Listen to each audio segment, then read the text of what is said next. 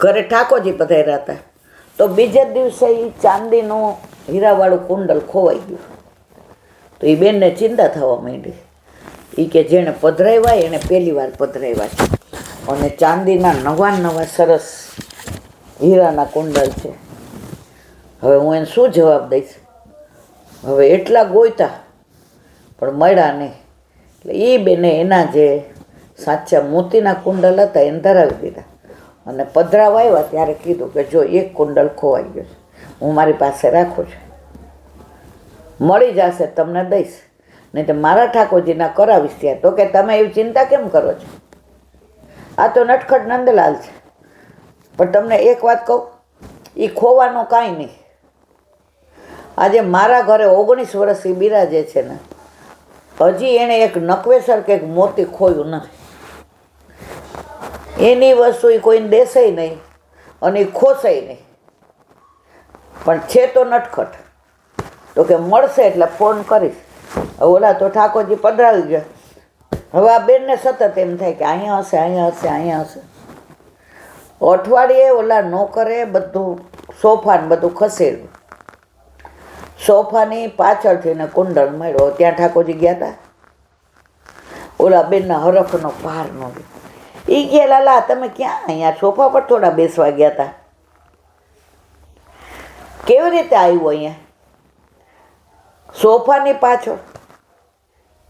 નોકર કે ચળકતું હતું એટલે મેં જોયું કે આ બાના ઘરમાં તો ઘણી વાર આવું બધું હોય. ઓલા બેનને ફોન કર્યો. એ કે તમારો ઓલો કુંડળ ઠાકોરજીનું મળી ગયું છે અને આવતા જતા મંગાવી લેજો. એ કે મેં તમને કીધું હતું ને, 19 વર્ષમાં એ આવું કરે જ ઘણી વાર મારી યારે, પણ આ તમારી યારે કર્યું, હજી સુધી કાંઈ ખોયું નથી.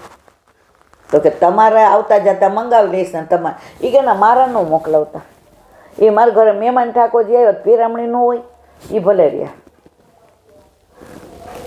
તો આ બધી કોઈ કપડ કલ્પિત વાર્તા નથી, મનગઢત કોઈ કહાની નથી. તમારા વાલા આજે પણ આવું બને છે. ક્યારે આ સમય જતો રહે જ ખબર પડતી નથી. બોલો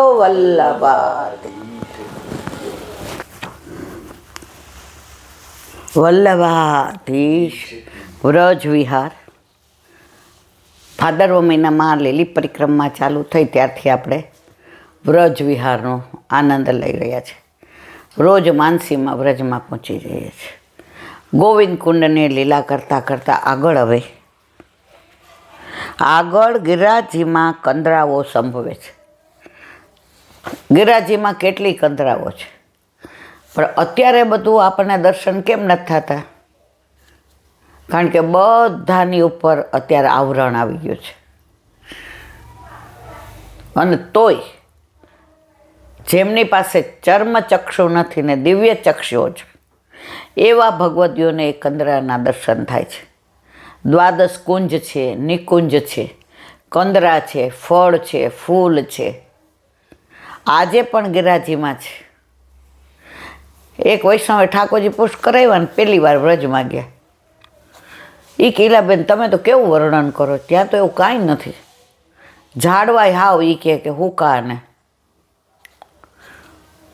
શીલા હોય બધી કે પથરા જેવી.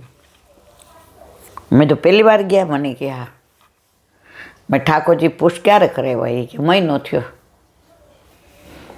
મેં તો જ્યાં સુધી ઠાકોરજી નહોતા પધાર્યા ને ત્યાં સુધી આપણે ઝાડવા જેવા જ હતા, હુકા. આપણે વાગે એવા હતા. હવે ધીમે ધીમે ઠાકોરજી ઘરે પધાર્યા ને તમારો ભાવ જેમ જેમ વધશે ને મારવાલા, એમ એમ બધી લીલોતરી દેખાશે. રાજી થઈ ગયા. મન કે વાત તો સાચી છે. એ કે ઠાકોરજી પુષ્ટ કરાવ્યા ને તો કોઈ ન પૂછે તો ફોન આવે એટલે કહું અમે ઠાકોરજી પુષ્ટ કરાવ્યા. મેં તો પ્રગટ કરે રસ જાય. હાંચવીને રસને રાખશો ને ઘોળીને, પછી તમારે કોઈને પૂછશે તોય કેવું નહીં ગમે. નવી નવી હગાઈ થઈ હોય ને ત્યાં સુધી આપણે કહીએ અહીંયા છે મારા મિસ્ટર આમ તેમ. એકવાર સાસરે જઈ આવો લગ્ન થઈ ગયા પછી ઘરમાંય ભાભીની યાર કામ કરતા મનમાં હસો ખાતા પીતા એની યાદ આવશે ને તો મન ભરાઈ જશે, પણ વ્યક્ત નહીં કરો. પિયરવાળાને એમ થાય ને હજી 25 વર્ષની અહીંયા થઈ, 5 દીમાં તો તું ગાંડી થઈ ગઈ છે. તો આપણે 25 કે 50 વર્ષ સુધી ઠાકોરજી પુશ ન કરાવ્યા હોય અને પ્રભુ પધારે ને પછી જે સ્પંદનો થાય, જે સ્પર્શ સુખ મળે, જે સન્મુખતાનું સુખ મળે, જે સાનિધ્યનું સુખ મળે, જે સામીપ્યનું સુખ મળે, જે સંગનું ફળ મળે, એ તો જે દયારામભાઈ કહે છે, માહે પેડા મહાસુખ માણે, દેખનહાર હાથ. બધાને આ અનુભૂતિ નથી થતી. પ્રભુ જેનું વર્ણન કરે એને પાછું એવું નથી કે આ 50 વર્ષથી સેવા કરે એટલે એને કરવું જ જોઈએ. પહેલા દિવસે ઘણાને અનુભૂતિ કરાવે. મેં કૃષ્ણ રૂપ તુમ દાખલો કીધો જ તમને બધાને યાદ હોય તો, કે ઓલા બેન પુશ કરાવીને બધું લેવા ગયા તો બિચારાએ લાલ ગુંજામાળા લીધી ને સફેદે લીધી. સફેદ નહોતી લીધી, એને ખબર નહોતી. અને ઘરે આવ્યા એટલે મારા જેવા હોય જ બધી. એ કે અત્યારે સફેદ ગુંજામાળા આવ્યા લાવે કે નહીં? એ કે ના, હવે દુકાને ન ખોલ્યું એને માર તો ઠાકોરજીને જગાવવાના. એ કે એટલે જ અમે ન પુશ કરાવીએ. આ બધા કેટલા અપરાધ પડે. હવે ઓલા બેનને એટલું ટેન્શન થાય કે હા આજે હું સફેદના બદલે આ ધરાવીશ તો કેવું થશે. બધું જે પેક હતું ને ખોલ્યું ને અંદર સફેદ ગુંજામાળા નીકળી. આંખમાં આંસુ આવી ગયા કે આટલી બધી કૃપા. પહેલો જ દિવસ પુષ્પ શું કરાવવું એ ખબર નહીં. એની જ્ઞાતિમાં કોઈએ માતા મહાદેવ સિવાય જોયેલ નહીં. હવે ઠાકોરજીને બધું કરીને સાંજે ઓલા દુકાનવાળાને ત્યાં ગયા, ભાઈ ભૂલથી તમે સફેદ ગુંજામાળા મૂકી દીધી હતી, એના પૈસા મેં નથી દીધા, જો બિલ છે મારી પાસે, એમાં લાલ ગુંજામાળાના. એ કે ગીરદી આટલી બધી હોય ને એમાં કોક વાર આવું થઈ જાય. આ તો તમે આવ્યા, બાકી ન દે તોય અમારી એટલો અંગીકાર. મનમાં કે તમારો શું કામ અંગે થાય? મારા ઠાકોરજીમાં જો પ્રભુ પધાર્યા તો ભાવ આવ્યો કે મારા ઠાકોરજીમાં તમારો અંગીકાર શું કામ થાય? અને ઓલાએ લઈ લીધા 25 કે 50 કે 30 જે રૂપિયા હતા. તો આજે પણ આવું બને છો મારવાલા. હવે કે છે ચોમાસામાં પ્રભુ ગોપો સાથે તેમાં બિરાજતા. ક્યાં? ગિરિકંદરામાં. આમ બધે ઓલું આવી જાય ને કંદરા પેલી, એટલે વરસાદ ન પડે, પલળે નહીં. એટલે ગિરિરાજજી તો હરિદાસ વર્ય છે. ઠાકોરજીના તત્સુખનો વિચાર ગિરિરાજજી કરે એવો કોઈ ન કરે. કંદમૂળની વ્યવસ્થા, ઝરણામાં જળની વ્યવસ્થા, ઉપર વરસાદ ન પડે એની વ્યવસ્થા. સામનેજી પધારે એટલે ગિરિરાજજી માખણ જેવા કોમળ થઈ જાય એની વ્યવસ્થા. અને સંગ પુલિંદીજીઓએ કર્યો તો પૂર્ણ થયા. ભાગવતમાં 10મ સ્કંદમાં આવે છે. પુલિંદીજીઓ એટલે ભીલડી. એણે જોયું આ પ્રભુને અડવાનો સ્પર્શ કરવાનો આપણો અધિકાર નહીં, તો આપણે શું કરી શકીએ? તો ઠાકોરજી જે નિકુંજ લીલા સામનેજી સાથે કરીને પધાર્યા હતા અને ચરણમાં જે કંકુ ચોટેલું હતું નિકુંજ લીલામાં, એ ઘાસમાં ચાલતા હતા તો લાગી ગયું. પુલિંદીજીઓએ ઘાસમાં લાગેલા કંકુથી પોતાનો ચાંદલો કરી શરીરે લગાડ્યું અને પૂર્ણ બની ગયા. સંગ કોનો? ગિરિરાજજીનો. મારા વાલા, સંગ કરીએ ને તો એવો કરીએ કે પૂર્ણને પામી જઈએ. સંગ એવો ન કરીએ કે આપણને ઊંધા રસ્તે ચડાવી દે. હાલો ને હવે મંદિરે તો માતાજીની આરતીમાં હાલો. ઠાકોરજી તો ઘરમાં બેઠા, તમારે ભેગા જ મેં જોયા છે. હવે ઓલા બિચારા ભોળા વૈષ્ણવ જાય પણ એને ચેન ન પડે કે ના આવું ધૂપ ને દીપ ને આરતી આપણા ઠાકોરજીને ના ગમે. તો પ્રભુ ઘરમાં પધારે છે ને પછી તમને ઘડી ઘડી ફીલ તો કરાવે જ છે, એમાં કોઈ શંકાને સ્થાન નથી. પક્વ, ખરજૂર વગેરે આરોગતા. જો કંદમૂળ બધા વ્યવસાય ગિરિરાજજી કરતા. ગાયોને જોતા ગુસાઈજીએ સદેહ લીલા પ્રવેશ કંદરામાં કરેલો. ગુસાઈજીએ ગિરિકંદરામાં સદેહે પ્રવેશ કર્યો હતો. કોને લઈને? ગોવિંદ સ્વામીને. ગોવિંદ સ્વામીએ 252 પદ લખ્યા હતા યમુનાજીના. હવે ગુસાઈજીએ કીધું પધરાવી રહ્યો યમુનાજીમાં. પધરાવ્યા. આપણે હોય તો ન પધરાવ્યા. અહીંયા એવા પાત્ર નથી કે તમે જે આ નિકુંજ લીલાનું વર્ણન કર્યું છે યમુનાજીનું ને ઠાકોરજીનું, એ અહીંયા કોઈ ધારણ કરી શકે એમ નથી. યમુનાજીમાં પધરાવ્યા. સદેહે ગિરિકંદરામાં ગોવિંદ સ્વામી લઈને ગયા તો યમુનાજી 252 પદ લઈને ત્યાં ઊભા હતા. અને એનું મારા વાલા પ્રભુ કે ગુસાઈજી, વલ્લભ કે વિરજા, ચારેય સ્વરૂપ એક છે, એમાં કાંઈ ભેદ નથી. એ જ્યારે કાંઈ લીલા કરે ત્યારે સમજી જવું કે આપણા હિતની કરે છે.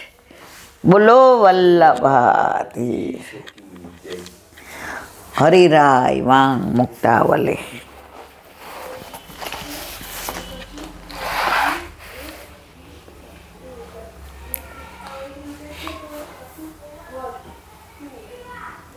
માનસ્ય વિદ્યમાનસ્ય દેહર્દિનઃ સ્વીયતેન ભાવનમ પરોક્ષેપી તદેથિયમ પુષ્ટિમાર્ગ સકથ્યતે. ગુજરાતી.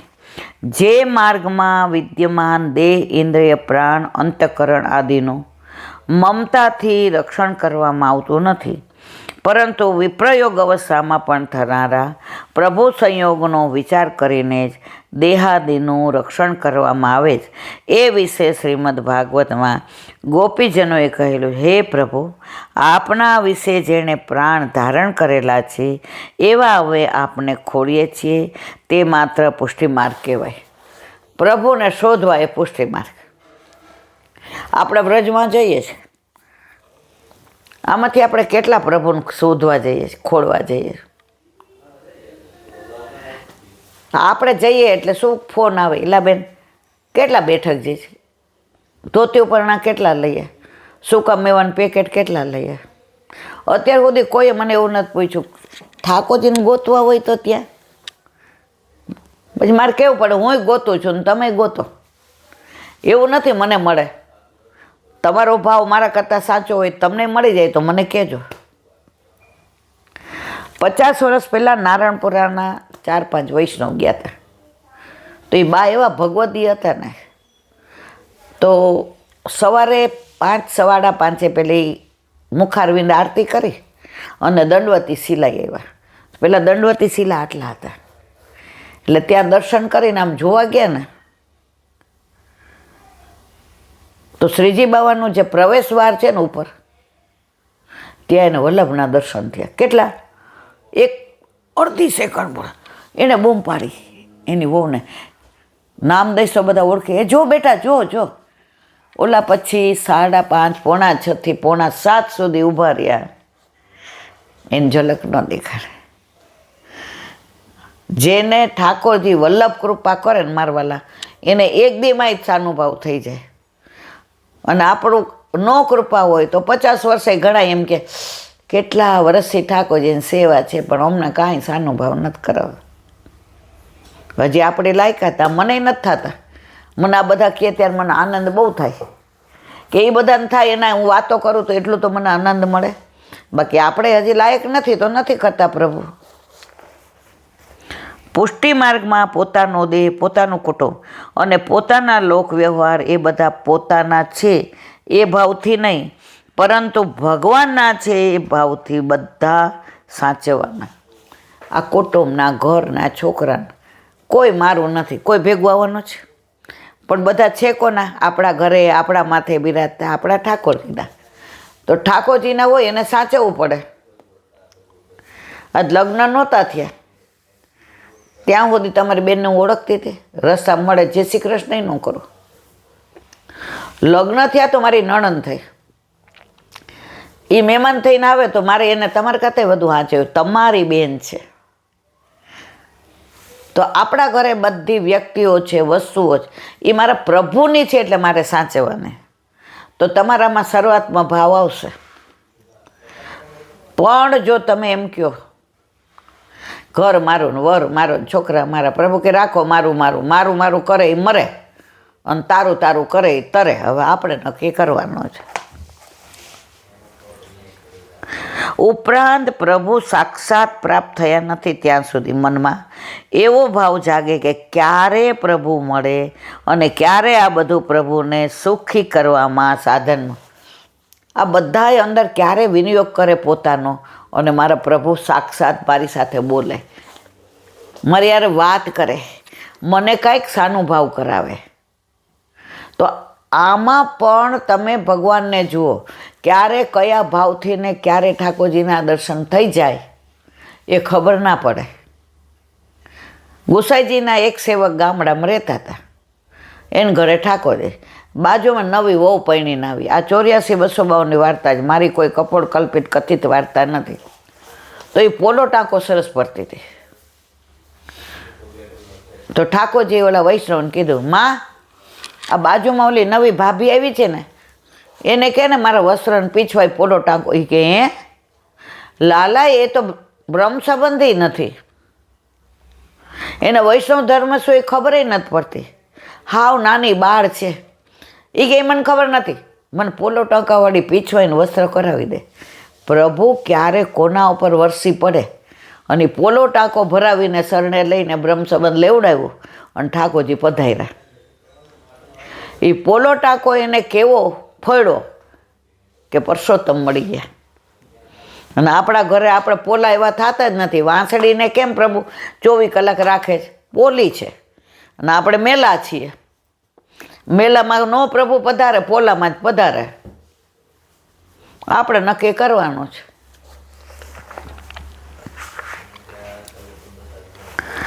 બોલો હરિરાય મહાપ્રભુજી. ભક્તિ પોષમ દયારામભાઈ.